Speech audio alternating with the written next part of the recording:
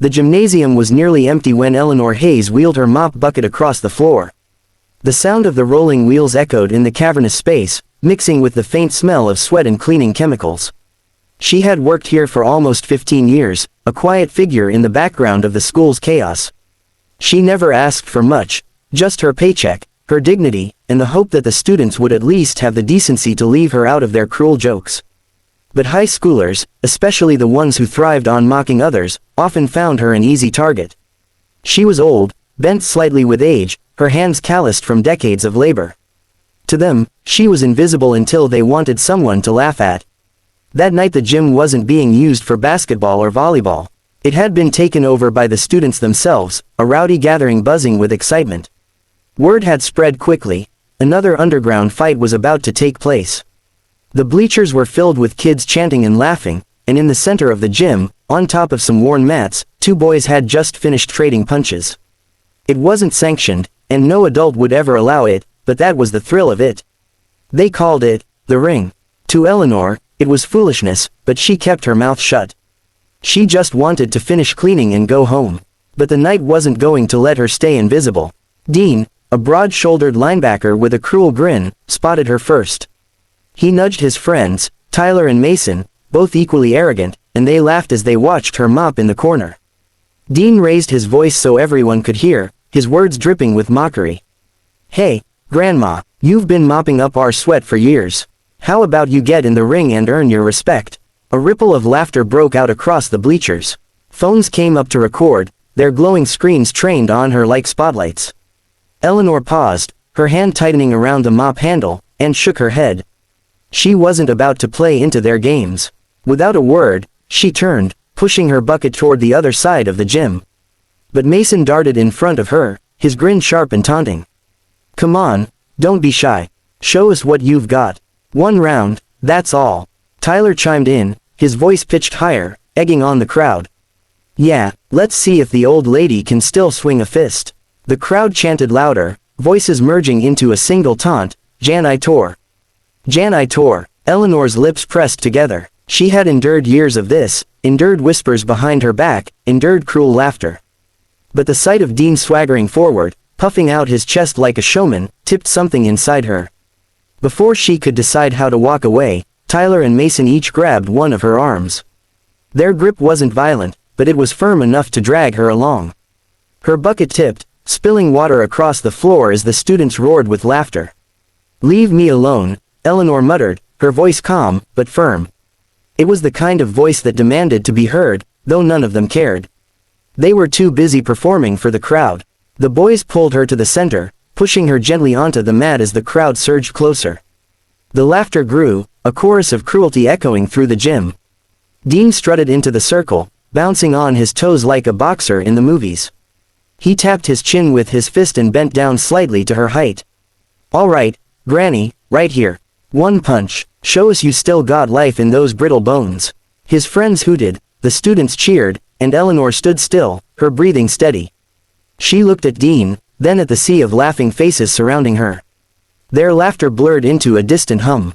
Her mind wasn't in that gym anymore, it was years back, in another one, when she was young and fierce and stepping into a real ring for the first time. She had been a fighter once, long before life pushed her into mops and buckets. She had trained until her knuckles bled, until she earned respect through every punch she threw. And though the years had weathered her, that part of her had never truly disappeared. Her shoulders rolled back, loosening stiff muscles. She raised her thousands of times.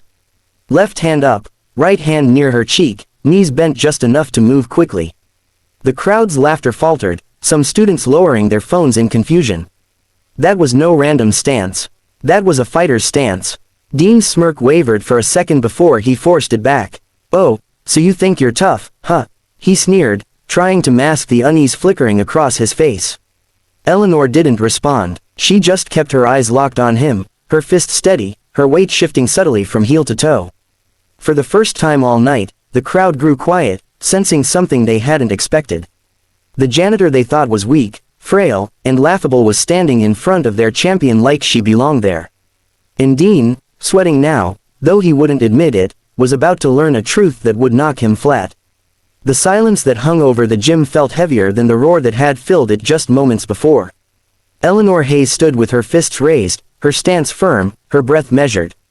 The crowd, hundreds of teenagers packed into the bleachers and crowding around the mats, watched with wide-eyed anticipation. For the first time, their laughter was gone. Dean, towering over her, tried to hide the flicker of doubt that had entered his eyes. He straightened his shoulders and puffed his chest, glancing back at his friends as if to remind himself of his audience. He couldn't back down now. Not in front of them. Lucky stance, he scoffed, bouncing on his toes again. "You're not scaring me, Grandma." But his words lacked the confidence they carried before. Eleanor didn't bother replying. She had nothing to prove to him with words. Her body remembered what her mind hadn't called on in decades. Her muscles ached, but they remembered, every slip, every pivot, every jab. Dean stepped closer, taunting her with a lowered chin. "Go on, hit me, you won't even make me blink." The moment stretched long and tight. Then, with a sudden snap, Eleanor's left hand shot out. The jab connected with a crisp pop right against Dean's chin.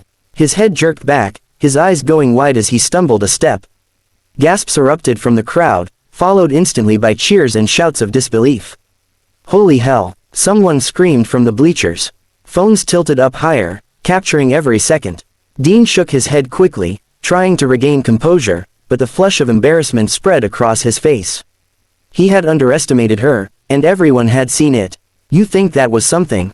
he growled, charging at her now, throwing a wild punch. But Eleanor's body moved like it had decades ago.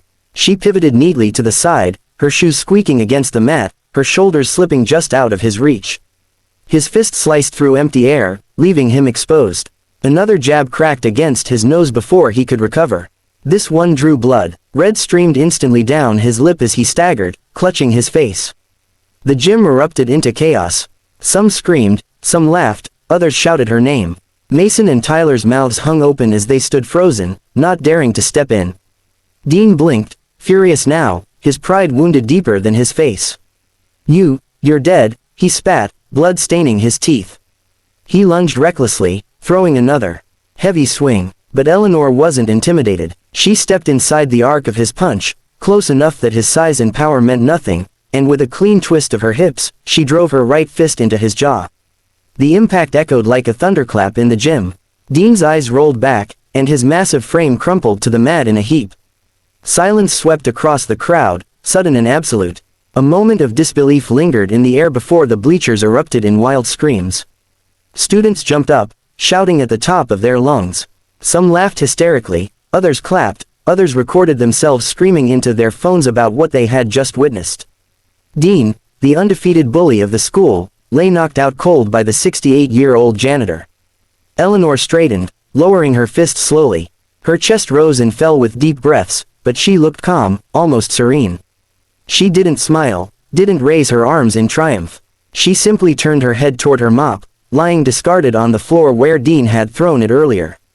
With deliberate steps, she walked over, picked it up, and slid it back into the bucket. The crowd's chant started softly at first. One voice, then two, then dozens in unison, "Janitor! Janitor! Janitor!" The sound thundered through the gym like the walls themselves were shaking. Eleanor said nothing. She pushed her mop bucket toward the door, her back straight, her shoulders squared. Just before she left, she paused, glanced over her shoulder at the stunned crowd, and spoke in a voice that carried clearly across the gym. "Clean up your own mess." Then she left them behind, her footsteps echoing in the sudden silence that followed.